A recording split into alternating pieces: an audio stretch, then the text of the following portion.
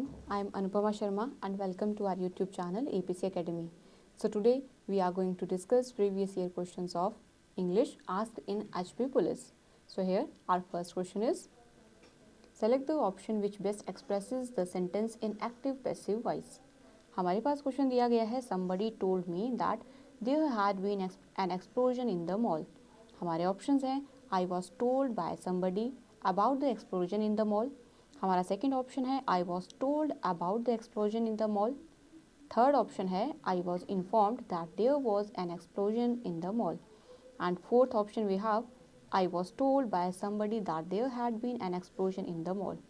So here our correct answer is option D. I was told by somebody that there had been an explosion in the mall.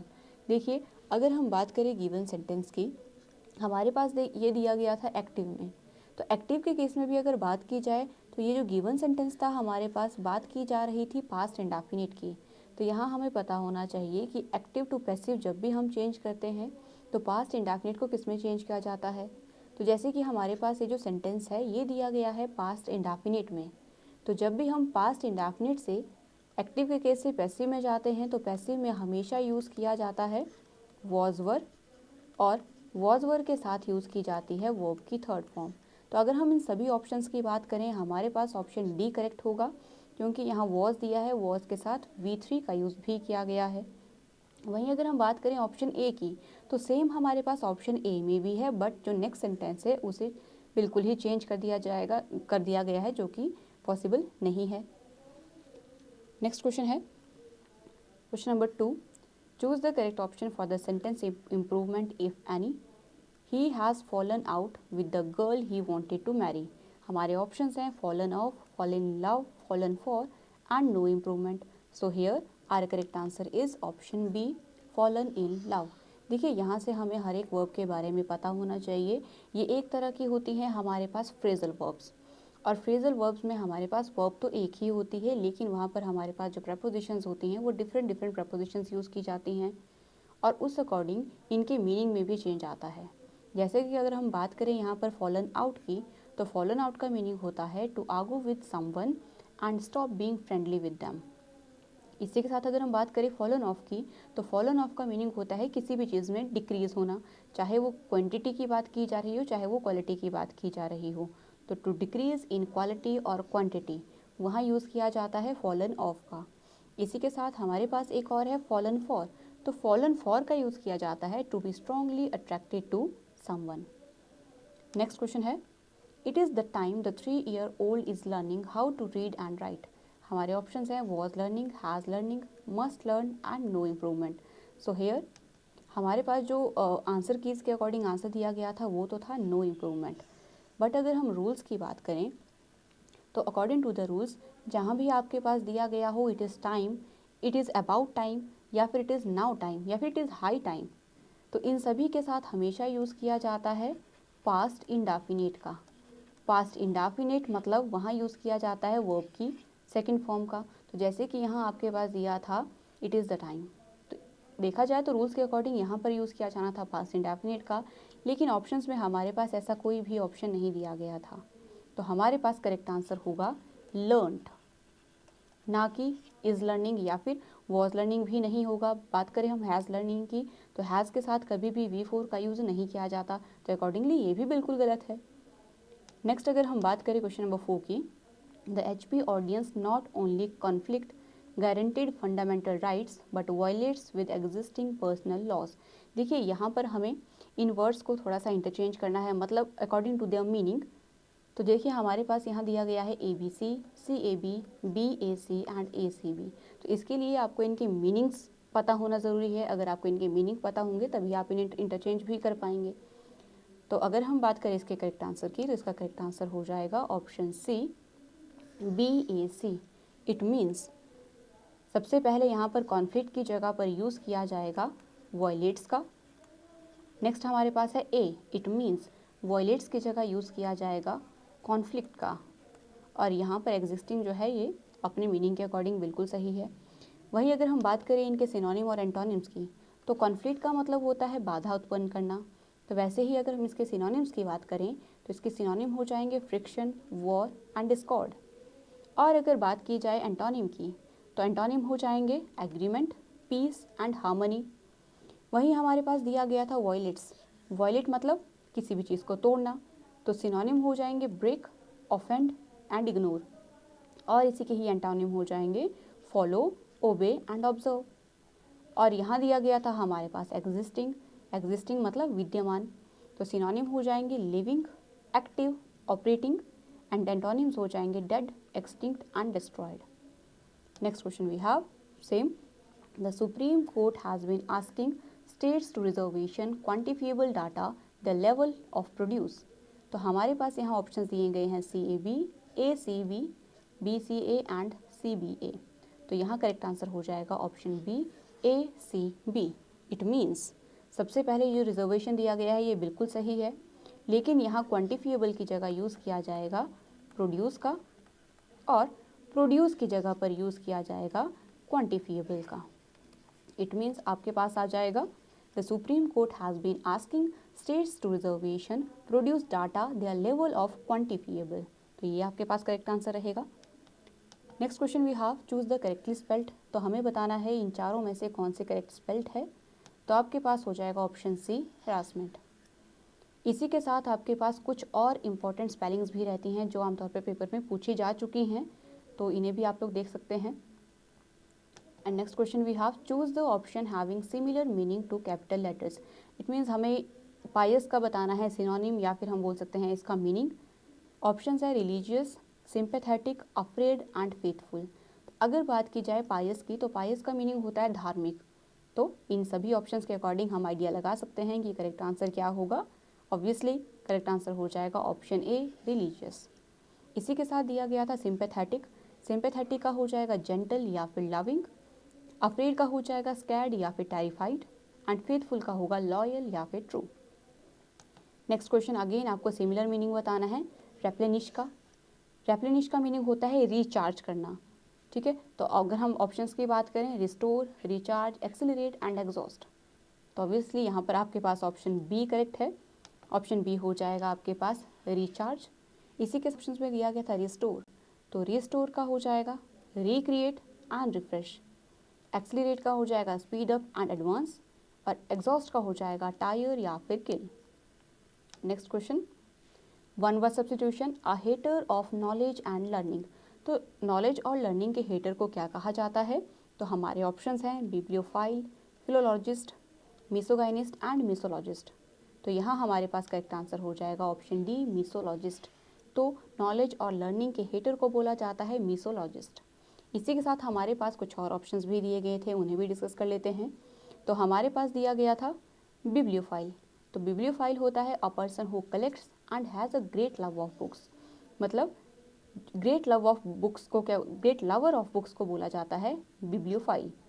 इसी के साथ है हमारे पास philologist.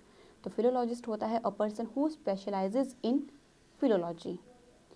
और last दिया गया था misogynist. Misogynist a person who hates women. तो जो वुमेन से हेट करता है उसे बोला जाता है misogynist. And next question, question number 10, in dash to picking up milk from the grocery store, we also need to get some because my cousin ate all of it in past. Options दिए गए हैं further, addition, aftermath and besides. तो यहाँ हमारे पास correct answer हो जाएगा option B, addition. देखिए अगर हम बात करें एडिशन की, तो एडिशन का यूज़ किया जाता है एक्स्ट्रा के केस में। जैसे कि हम देख सकते हैं addition is used in case of along with, मतलब साथ के केस के लिए भी हम लोग एडिशन का यूज़ करते हैं, या फिर फर्दर मोर, मतलब फर्दर मोर वही बात है कि एक्स्ट्रा के लिए यूज़ किया जाएगा। इसी के साथ हमारे पास दिया गया था फर्दर। तो फर्दर आप लोगों ने बहुत बार सुना भी होगा। फर्दर का मीनिंग होता है बाद में। तो अगर बात की जाए फर्दर की, तो ये एडवर्ब की तरह भी काम करता है, एडजेक्टिव की तरह भी काम करता है, और वर्ब की तरह भी काम करता है। अगेन अगर हम मीनिंग की बात करें तो इसका मीनिंग होता है मोर या फिर एडिशनल, या फिर अगर हम इसके हिंदी मीनिंग की बात करें तो फर्दर का मीनिंग होता है बाद में। जैसे कि we will discuss this chapter in further lecture, कि हम इस चैप्टर को बाद के लेक्चर में डिस्कस करेंगे। तो यहाँ आ जाएगा आपके पास फर्दर। एंड नेक्स्ट हमारे पास दिया गया था आफ्टरमैथ, और आफ्टरमैथ का मीनिंग होता है परिणाम। हम कह सकते हैं रिजल्ट।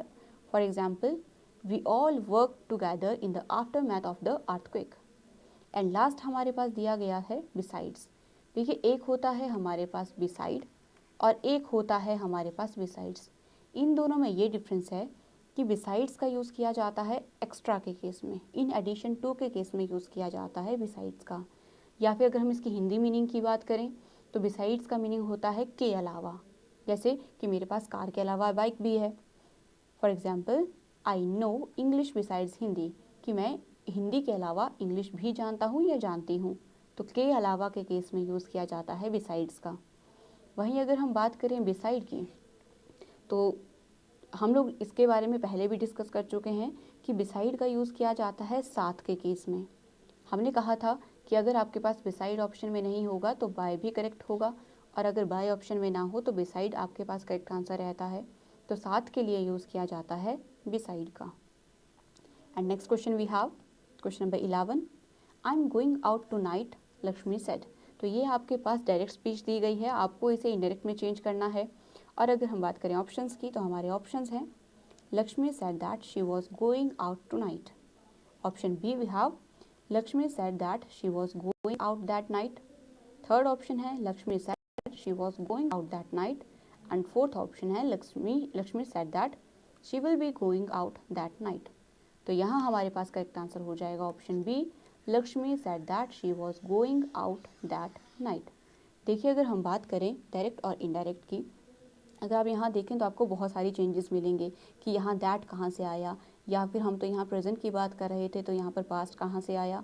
तो इसके लिए आपके पास कुछ रूल्स रहते हैं, जैसे कि अगर आपके पास से दिया गया होगा तो आप उसे से ही रखेंगे। अगर दिया गया होगा सेज तो उसे सेज ही रखा जाएगा। अगर आपके पास दिया गया होगा सेड तो उसे भी सेड ही रखा जाएगा। जैसे कि हमारे पास गिवन सेंटेंस में दिया गया था, गिवन सेंटेंस में हमारे पास सेड दिया गया था लक्ष्मी सेड, तो हमने सेड को सेड ही रखा, उसमें कोई भी चेंज नहीं किया। लेकिन इन्हें चेंज कब किया जाएगा, जब इनके साथ टू प्रपोजिशन का यूज़ किया जाएगा। मान लो जैसे हमारे पास से दिया गया होगा तो उसे से ही रखेंगे, लेकिन अगर इसी से के साथ टू लगा दिया जाए तो उसे चेंज कर दिया जाएगा टेल में। सेज टू दिया गया होगा तो उसे चेंज करेंगे टेल्स में। देखिए इन दोनों के बीच में बहुत छोटा सा डिफरेंस है, यहाँ अकेला से दिया गया होगा और यहाँ आपके पास होगा सेज। तो सेज टू दिया गया हो तो आपके पास करेक्ट आंसर होगा टेल्स, और सेड टू दिया गया होगा तो आप उसे चेंज करेंगे टोल्ड में। इसी के साथ हमारे पास दिया गया था कॉमा और इन्वर्टेड कॉमा, तो कॉमा इन्वर्टेड कॉमास को रिमूव करके यूज़ किया जाता है दैट का, जैसा कि हमने यहाँ यूज़ किया है।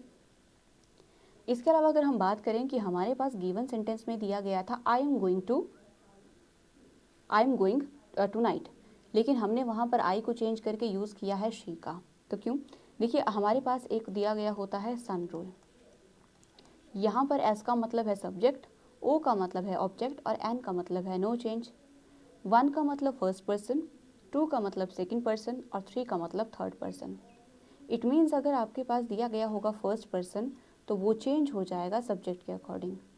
इसके लिए आपको ये भी पता होना चाहिए कि फर्स्ट पर्सन क्या होता है। तो फर्स्ट पर्सन में आपके पास आएगा आई और वी, जैसे कि हम यहाँ सेंटेंस में देख सकते हैं। आपके पास यहाँ दिया गया है आई जो कि है फर्स्ट पर्सन, चेंज होना चाहिए सब्जेक्ट के अकॉर्डिंग, लेकिन किसके सब्जेक्ट के अकॉर्डिंग? तो वो रहेगा हमारे पास रिपोर्टिंग स्पीच। तो यहाँ रिपोर्टिंग स्पीच में हमारे पास दिया गया है लक्ष्मी, तो इस अकॉर्डिंग हम यहाँ यूज़ करेंगे शी का। तो अगर आपके पास दिया हो फर्स्ट पर्सन मतलब आई और वी तो चेंज करेंगे सब्जेक्ट के अकॉर्डिंग। वैसे ही अगर आपके पास दिया गया हो सेकंड पर्सन तो उसे चेंज किया जाएगा ऑब्जेक्ट के अकॉर्डिंग। सेकंड पर्सन मतलब यू। नेक्स्ट वी हैव अगर दिया गया होगा थर्ड पर्सन तो थर्ड पर्सन में रूल्स के अकॉर्डिंग कोई भी चेंज नहीं होगा। बात करें अगर थर्ड पर्सन की तो थर्ड पर्सन क्या होता है? तो ही, शी, इट और एक और आ जाएगा आपके पास दे, ये रहते हैं थर्ड पर्सन, और थर्ड पर्सन में कोई भी चेंज नहीं किया जाता। इसी के साथ हमारे पास दिया गया था प्रेजेंट कॉन्टिन्यूअस। तो जब भी अगर हम बात करें नरेशन की तो नरेशन में हमारे पास पास्ट का कोई भी टेंस क्यों ना दिया गया हो, वो अपने ही प्रेजेंट के अगर हम बात करें, अगर आपके पास प्रेजेंट का कोई भी टेंस क्यों ना दिया गया हो तो वो अपने ही पास्ट में चेंज हो जाता है। इट मीन्स अगर प्रेजेंट इंडेफिनिट होगा तो पास्ट इंडेफिनिट, प्रेजेंट कॉन्टिन्यूअस होगा past continuous, present perfect past perfect, वैसे ही प्रेजेंट परफेक्ट कॉन्टिन्यूअस और पास्ट परफेक्ट कॉन्टिन्यूअस। तो हमारे पास जो गिवन सेंटेंस था वो था प्रेजेंट कॉन्टिन्यूअस में, मतलब इज एम आर और V4। तो जब हम उसे पास्ट कॉन्टिन्यूअस में चेंज करेंगे तो हमारे पास आ जाएगा वॉज वर एंड V4। इसी के साथ दिया गया था टू नाइट, तो टू नाइट को चेंज किया जाता है दैट नाइट में। अगर हमारे पास होगा टुडे तो टुडे को चेंज करेंगे दैट डे में। अगर होगा यस्टरडे तो यस्टरडे को चेंज किया जाएगा द प्रीवियस डे में। Next question, question number 12, the king order that they should celebrate their victory. हमारे ऑप्शंस हैं the king said comma inverted comma one should celebrate their victory. Second option है the king said I order everyone to celebrate. Third है the king said we should celebrate our victory. And fourth option the king said we may celebrate. तो यहाँ हमारे पास दिया गया है ये इनडायरेक्ट में, हमें इसे डायरेक्ट में चेंज करना है। तो जैसे कि हम इसके रूल्स के बारे में डिस्कस कर चुके हैं, तो यहाँ हमारे पास करेक्ट आंसर हो जाएगा option C, the king said we should celebrate our victory. Next question है everything is funny as long as it is happening to somebody else. हमारे ऑप्शन है has been happening for, could have happen to, was happening to and is happening to. तो यहाँ हमारे पास correct answer हो जाएगा is happening to. देखिए अगर हम बात करें इस सेंटेंस की, यहाँ पर हमारे पास दिया गया है टू। तो पहली बात तो आपको ये पता होना चाहिए कि टू का यूज़ किया कहाँ जाता है। इससे पहले हम डिस्कस कर लेते हैं कि टू का मीनिंग क्या होता है। इस टू का यूज़ किया जाता है एक्सटेंट अमाउंट बताने के लिए, जैसे हम लोग बोलते हैं टू मच, ठीक है। तो मतलब एक्सटेंट अमाउंट बताने के लिए यूज़ किया जाता है टू का। ये तो हो गया इसका मीनिंग। अब अगर हम बात करें इसके यूजेस की, तो टू का यूज़ किया जाता है ऐसे सेंटेंसेस में जो कि आपके पास हो नेगेटिव।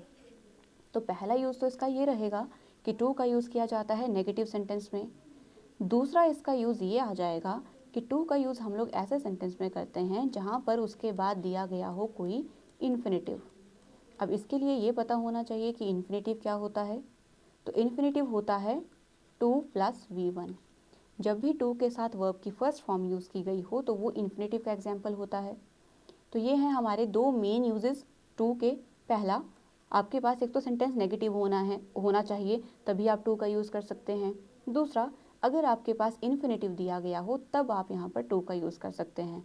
बट यहाँ इस सेंटेंस में आपके पास ऐसा कुछ नहीं दिया गया है, तो आपके पास करेक्ट आंसर हो जाएगा इज़ हैपनिंग टू। क्योंकि हम बात ही प्रेजेंट की कर रहे हैं, इसलिए हमारे पास पास्ट में आंसर्स नहीं आ सकते। So is happening to is the correct answer. And next question, everyone likes her since she always remains in high spirits. तो हमारे ऑप्शंस हैं talkative, cheerful, well dressed and courteous. तो ये हमारे पास ईडियम दिया गया है, हमें इसका मीनिंग बताना है। तो यहाँ हमारे पास इसका करेक्ट मीनिंग हो जाएगा ऑप्शन बी, चेयरफुल। इसी के साथ हमारे पास दिया था टॉकेटिव। तो टॉकेटिव का मीनिंग तो आप सभी को पता होगा, जिसे हम लोग बोलते हैं हिंदी में बातूनी। तो इसका मीनिंग हो जाएगा अ चैटर बॉक्स। वेल ड्रेस्ड का हो जाएगा विजिट अप एंड कर्टियस का हो जाएगा all heart. And last question for the video, he was king who ruled his subjects with a high hand. तो अगर हम बात करें विद अ हाई हैंड तो इसका मीनिंग क्या होगा, ऑप्रेसिवली, काइंडली, कन्वीनियंटली एंड सिंपैथेटिकली। तो यहाँ करेक्ट आंसर होगा ऑप्शन ए, ऑप्रेसिवली। इसी के साथ साथ हमारे पास दिया गया था काइंडली। तो काइंडली का मीनिंग क्या होता है, to be receptive, as you all know. Next है हमारे पास कन्वीनियंटली। तो कन्वीनियंटली का मीनिंग होता है close at hand. And last sympathetically means warm heartedly. Sympathetically मतलब सहानुभूति, आप सभी को पता है। And that's all for today's video. If you like our video, do like, share and subscribe our channel. Thank you once again.